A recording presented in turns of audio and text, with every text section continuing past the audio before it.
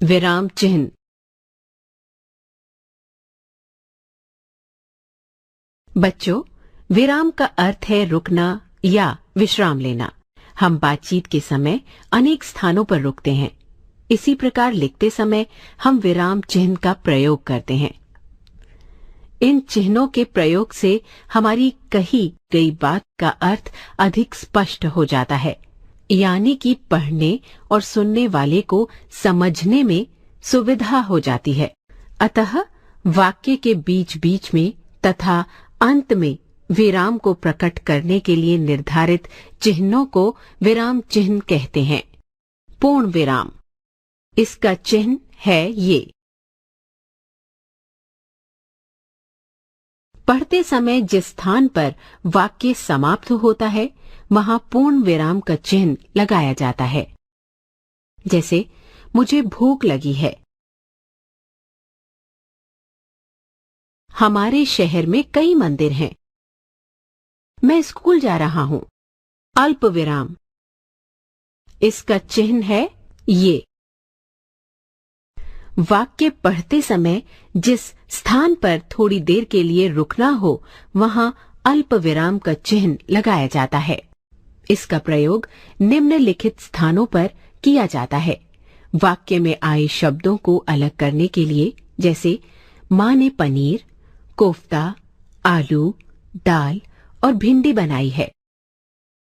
बच्चों, वाक्य में आए शब्दों के जोड़ों को एक दूसरे से अलग करने के लिए भी अल्प विराम का प्रयोग किया जाता है। जैसे मेरे दादा दादी, माता पिता, भाई बहन, चाचा चाची सभी ने पूजा की। अल्प विराम का प्रयोग हाँ या नहीं के बाद भी किया जाता है। जैसे हाँ, मैंने सारा काम कर लिया। नहीं, मैं बाजार नहीं जाऊंगी। लोगों के कथन या प्रश्न को स्पष्ट करने के लिए भी अल्प विराम का प्रयोग किया जाता है। जैसे मां ने पूछा तो बेटे ने बताया, अभी 10 मिनट पहले ही आया हूं। बच्चों, अल्प विराम का प्रयोग संबोधन के लिए भी किया जाता है। जैसे मां, जरा खीर देना।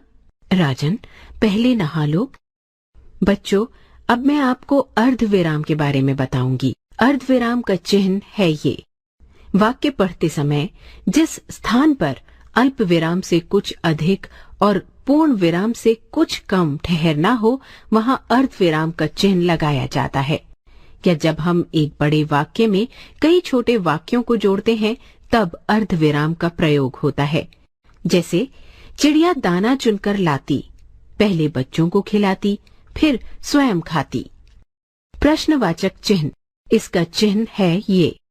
जिस वाक्य में कोई प्रश्न पूछा गया हो उसके अंत में प्रश्नवाचक चिन्ह लगाया जाता है। जैसे रविंद्र को कौन पढ़ाएगा? यह दीवार कैसे टूट गई? विस्मयादि बोधक चिन्ह, इसका चिन्ह है ये। बच्चों, बात करते समय हम कभी कभी हर्ष, शोक, आश्चर्य, घृणा, प्रशंसा आदि भाव प्रकट करते हैं। ऐसे भावों को प्रकट करने के लिए विस्मयादि बोधक चिन्ह का प्रयोग किया जाता है। जैसे छी, कितनी गंदी है। वाह, कितना स्वादिष्ट पराठा है। हाय, मेरी साड़ी फट गई। अब बारी है उद्धरण चिन्ह की। इसके चिन्ह हैं ये। उद्धरण चिन्ह 2 प्रकार के होते हैं, इकहरा उद्धरण चिन्ह और दोहरा उद्धरण चिन्ह। इकहरा उद्धरण चिन्ह, यह चिन्ह विशेष शब्द, पुस्तक, नाम, वस्तु, व्यक्ति के लिए लगाया जाता है। जैसे इस पुस्तक का नाम नवीन हिंदी व्यावहारिक व्याकरण तथा रचना है। दोहरा उद्धरण चिन्ह, इस चिन्ह का प्रयोग किसी के द्वारा कही गई बात को ज्यों का त्यों दिखाने के लिए किया जाता है। जैसे अध्यापिका ने बच्चों से कहा, सदा बड़ों का आदर करो। महात्मा गांधी ने कहा, सत्य ही ईश्वर है। बच्चों, अब हम जानेंगे कोष्ठक के बारे में। कोष्ठक के चिन्ह हैं ये। वाक्य या शब्द को स्पष्ट करने के लिए कभी कभी कोष्ठक के भीतर उसका अर्थ लिख दिया जाता है। जैसे वाक्य के 3 भेद, प्रकार, होते हैं।